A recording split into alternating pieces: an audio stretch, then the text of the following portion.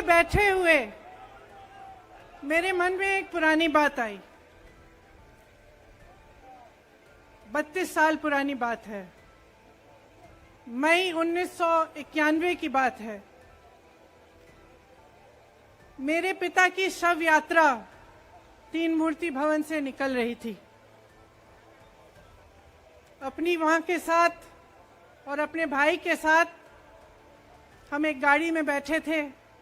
सामने भारतीय सेना की एक ट्रक थी, फूलों से लदी हुई थी। उसके ऊपर मेरे पिताजी का शव था।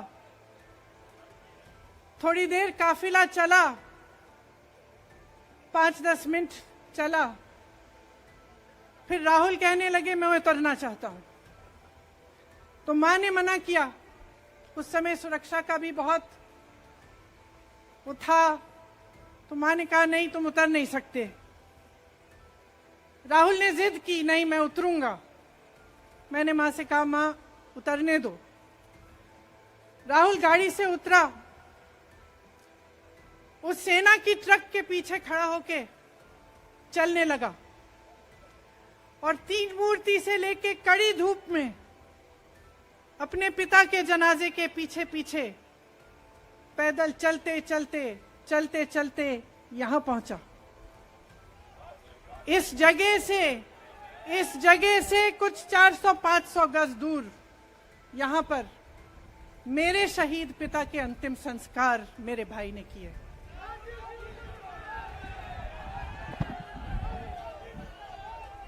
सुनिए, वो चित्र मेरे दिमाग में अभी भी है, मेरे मन में है।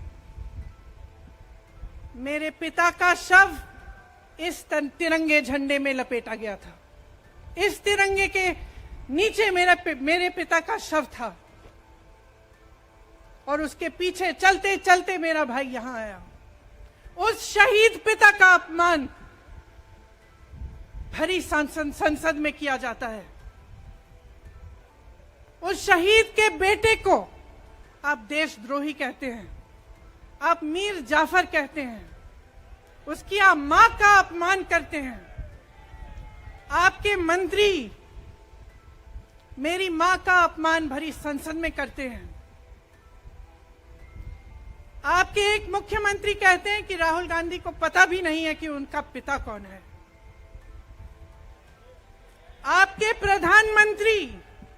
आपके प्रधानमंत्री भरी संसद में खड़े होकर कहते हैं कि ये परिवार नेहरू नाम को इस्तेमाल क्यों नहीं करता। पूरे परिवार का अपमान करते हैं। कश्मीरी पंडित समाज के रिवाज का अपमान करते हैं, जिसके तहत एक बेटा अपने बाप के मरने पर पगड़ी पहनता है, परिवार की परंपरा को आगे बढ़ाता है। लेकिन आप पर कोई मुकदमा नहीं होता। आपको 2 साल की कोई सजा नहीं मिलती। आपको जेल की सजा नहीं मिलती। आपको संसद से कोई बाहर नहीं निकालता। आपको मना नहीं करता कि 8 सालों के लिए आप चुनाव नहीं लड़ सकते। क्यों? मैं पूछना चाहती हूं क्यों? आज तक हम चुप रहे हैं। हमारे परिवार का अपमान करते गए। मेरे भाई ने क्या कहा? संसद में वो मोदी जी के पास गए और उनसे गले लगे। मेरे भाई ने कहा मैं आपसे नफरत नहीं करता हूं, मेरे दिल में आपके लिए कोई नफरत नहीं है, हमारी विचारधारा अलग है, लेकिन हमारी नफरत की विचारधारा नहीं है। तो मैं पूछना चाहती हूं, एक आदमी का कितना अपमान करोगे? कितना अपमान करोगे? क्या यही है इस देश की परंपरा? आप परिवारवादी कहते हैं, तो भगवान राम कौन थे? भगवान राम को वनवास में भेजा गया। उन्होंने अपने परिवार, अपनी धरती के प्रति अपना धर्म निभाया। क्या भगवान राम परिवारवादी थे? क्या पांडव परिवारवादी थे कि वो अपने परिवार की संस्कारों के लिए लड़े? और हमें क्या शर्म आनी चाहिए कि हमारे परिवार के सदस्य शहीद हुए इस देश के लिए, कि इस झंडे में उनका खून है, इस धरती में उनका खून है, इस देश के लोकतंत्र को मेरे परिवार के खून ने सींचा है। और जो सोचता है कि हमें अपमानित करके हमें डराएंगे, हमें धमकाएंगे, जो सोचता है कि तमाम एजेंसियों को लगाकर हम पे छापे मारकर हमसे कुछ भी कर ले, हमको हमें डराएंगे, वो गलत सोचते हैं। हम डरने वाले नहीं हैं। हम और मजबूती से लड़ेंगे। हम इस देश के लोकतंत्र के लिए कुछ भी करने के लिए तैयार हैं। इस देश के लोकतंत्र को, इसकी नींव कांग्रेस पार्टी के महान महापुरुषों ने डाली है। कांग्रेस पार्टी लड़ी इस देश की आजादी के लिए और आज भी इस देश की आजादी के लिए ही लड़ रही है। कभी कभी मैं सोचती हूं, मुझे समझ में नहीं आता कि पब्लिक क्या सोच रही है। क्या देख नहीं रही है क्या हो रहा है? क्या आपको दिख नहीं रहा है कि आपकी सारी संपत्ति लूटी जा रही है, एक आदमी को दी जा रही है, गिने चुने उद्योगपतियों को सब कुछ दिया जा रहा है? किसकी संपत्ति है? ये राहुल गांधी की संपत्ति है, ये आपकी संपत्ति है। ये पीएसयू किसके हैं? किसके लिए बनाए गए? आपके लिए बनाए गए, जो ऐसे एक के बाद एक इनको बेचे जा रहे हैं, दिए जा रहे हैं। इसी से तो आपका रोजगार आता है। छोटे उद्योगों से, छोटे व्यापारियों से आपका रोजगार आता है। किसी बड़े अडानी से नहीं आता। रोजगार नहीं देते, छीनते हैं आपका रोजगार। तो आप समझ क्यों नहीं पा रहे हैं? आप गैस के सिलेंडर के लिए 1000 रुपए दे रहे हैं और यहां आपकी सारी संपत्ति किसी को सौंपी जा रही है। राहुल गांधी जी ने क्या कहा? अरे कौन सा इतना बड़ा जुल्म कर लिया कि आपसे 2 सवाल पूछ लिए, जवाब नहीं दे पाए ना, घबरा गए। और जो अहंकारी होते हैं, तानाशाह होते हैं, क्या करते हैं? जब सवालों का जवाब नहीं दे पाते तो पूरी सत्ता को लेकर जनता को दबाने की कोशिश करते हैं। जो सवाल उठाता है उसको दबाने की कोशिश करते हैं। आपने कभी सोचा है, आंखें खोलिए, आपने कभी सोचा है कि ये पूरी सरकार, ये सारे मंत्री, ये सारे सांसद एक आदमी को बचाने की क्यों इतनी कोशिश कर रहे हैं?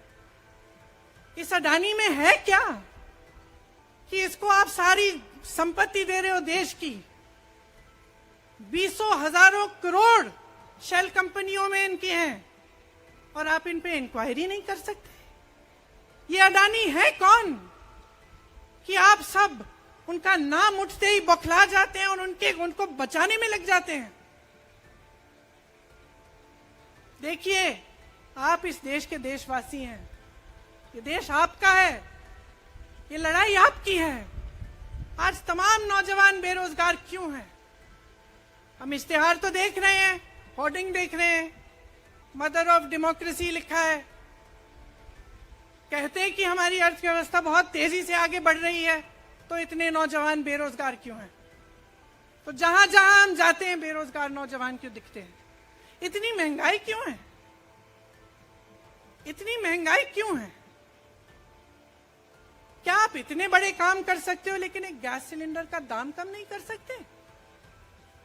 आप छोटे व्यापारियों की मदद नहीं कर सकते? आप रोजगार नहीं बनवा सकते? तो फिर आपकी सरकार किस काम की है? लोगों को दबाने के लिए है या अडानी जी को आगे बढ़ाने के लिए है? तो आज ये समय आ गया है कि हमें गंभीरता से सोचना पड़ेगा। ये सरकार पूरी कोशिश करती है कि आपका ध्यान भटकाया जाए। अब आप सोचिए, कन्याकुमारी से कश्मीर तक एक आदमी चला, उसके साथ लाखों लोग चले। क्या पैगाम लेके चला? किस लिए चला? उसके दिल में क्या भावना थी कि लाखों लोग देश भर से उससे जुड़ के चले? समता, एकता की भावना थी। आज आपके सारी मीडिया, आपके सारे मंत्री, आपके सारे सांसद, आपके सारे कार्यकर्ता कह रहे हैं कि राहुल जी ने विदेश जाकर देश का अपमान किया, राहुल जी ने एक वर्ग का अपमान किया। क्या एक आदमी जो कन्याकुमारी से लेकर 5000 किलोमीटर कश्मीर तक चल के ये रोज रोज कहता है कि इस देश को एक होना चाहिए, सबको समान दृष्टि से देखना चाहिए, क्या ये आदमी देश का अपमान कर सकता है? क्या ये आदमी एक वर्ग का अपमान कर सकता है? तो ये आदमी क्या कर रहा है? ये आपकी आवाज उठा रहा है। ये क्या कह रहा है? कह रहा है कि गरीबों को अपना हक दो, नौजवानों को अपना हक दो, महिलाओं को अपना हक दो। यही तो कह रहा है। और हक क्या है? हक ये है कि जो आपका है वो आपके हाथों में जाना चाहिए, किसी बड़े उद्योगपति के हाथ में नहीं, जो प्रधानमंत्री जी के मित्र हैं। ये है आपका हक। उसी हक की लड़ाई लड़ रहा है। तो आप समझिए, ये एक इंसान की बात नहीं है, ये एक राहुल गांधी की बात नहीं है, ये पूरे देश की बात है। जब हम कहते हैं लोकतंत्र को बचाना है, तो हम किस बात को बचाने की कह रहे हैं? क्या कह रहे हैं हम? लोकतंत्र क्या होता है? खुल के जवाब मांगो, सवाल उठाओ। यही तो लोकतंत्र है कि आपको कोई आपत्ति है, कोई समस्या है, आप किसी के पास जाकर अपना हक मांग सकते हैं। आप कह सकते हैं भाई हमारे लिए ये क्यों नहीं किया, इतनी महंगाई क्यों है, हमारे लिए रोजगार क्यों नहीं बनाए। लेकिन आज यही हक आपसे छीना जा रहा है और आपका ध्यान इधर उधर भटकाया जाता है और इतनी चीजों को फैलाया जाता है जो सच नहीं है, झूठों को फैलाया जाता है। आप सोचिए, राहुल गांधी दुनिया के सबसे बड़े जो शिक्षा के संस्थान है वहां से पढ़ के आए हैं। हार्वर्ड और कैम्ब्रिज की उनकी डिग्री है। कैम्ब्रिज से उन्होंने इकोनॉमिक्स में मास्टर्स डिग्री, एमफिल डिग्री उनको मिली। आप उसको पप्पू बनाते हैं। पूरे देश भर में आपकी सहायता के साथ मेरे मीडिया के दोस्तों, डिग्री आपने देखी नहीं, सच्चाई आपने देखा नहीं, उनको पप्पू बना दिया। फिर पता चला कि ये पप्पू तो यात्रा में निकल आया और पता चला कि ये तो पप्पू है ही नहीं। इसके साथ तो लाखों लोग चल रहे हैं। ये ईमानदार भी है, ये सब बातों को समझता भी है, ये जनता के बीच जा रहा है, जनता की समस्याओं को सुन रहा है, तो जनता इसके साथ चली जा रही है। तो घबरा गए कि राहुल गांधी ने संसद में वो सवाल उठाए जिनका उनके पास जवाब नहीं है।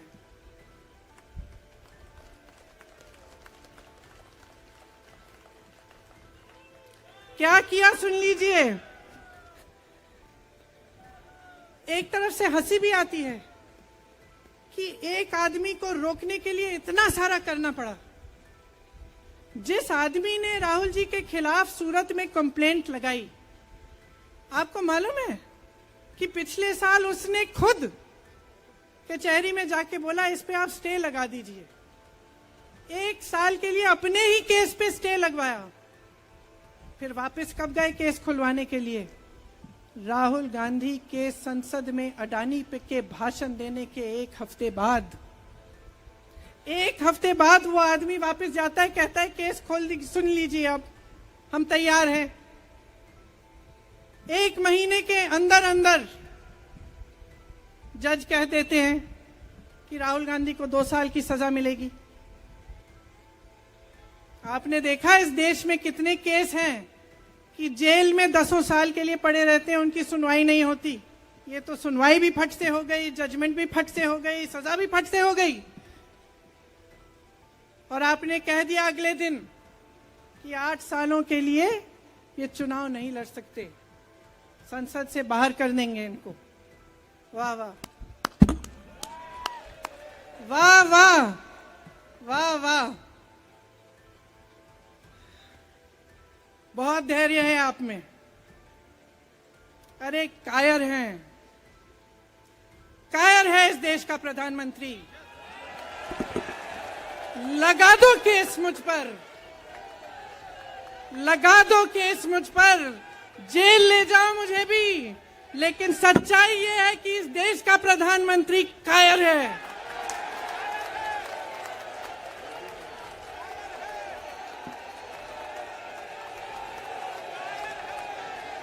अपनी सत्ता के पीछे छुपा हुआ है,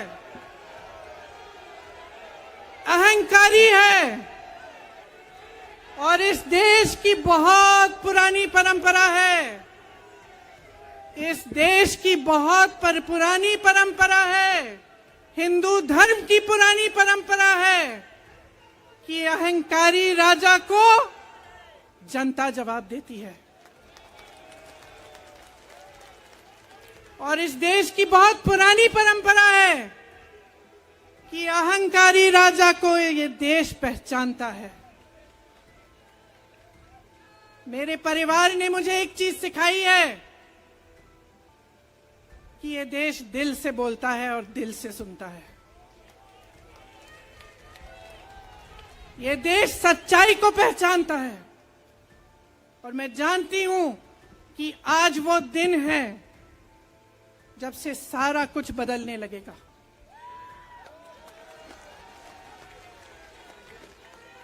मेरे मीडिया के साथियों, मैं आपसे कहना चाहती हूं, बहुत हो गया है, बहुत हो गया है।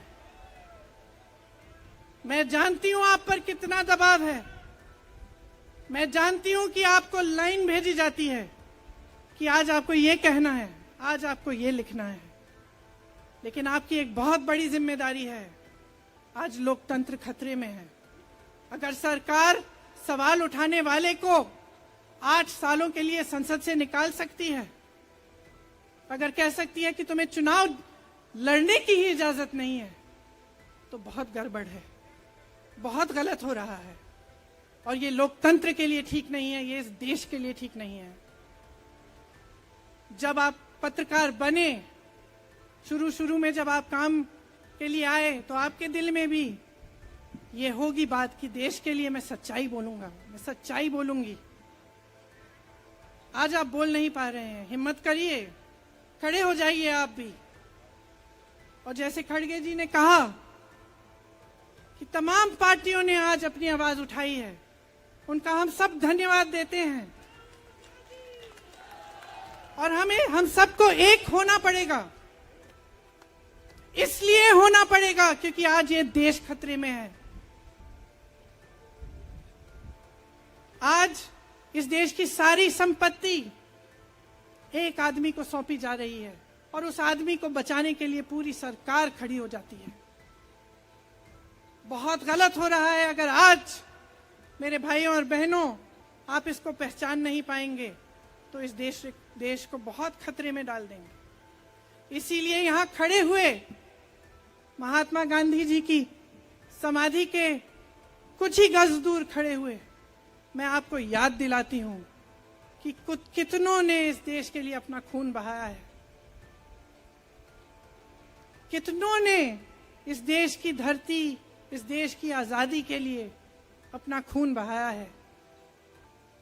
ये अफसर हैं यहाँ तैनात खड़े हैं, इसी तरह से इनके भाई सरहद पे खड़े होते हैं हमारे लिए, आज भी अपना खून बहा रहे हैं। क्या इसके लिए? क्या अडानी जी के लिए?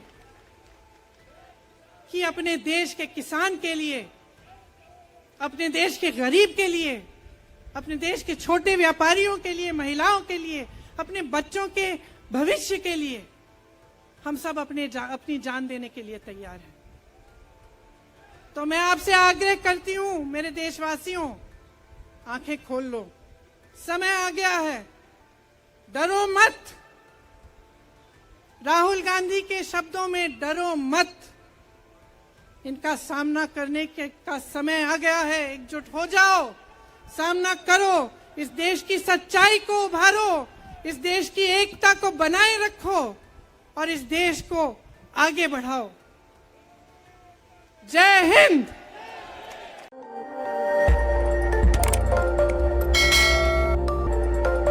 खबर आपकी, नजर हमारी। देखते रहिए आई इंडिया।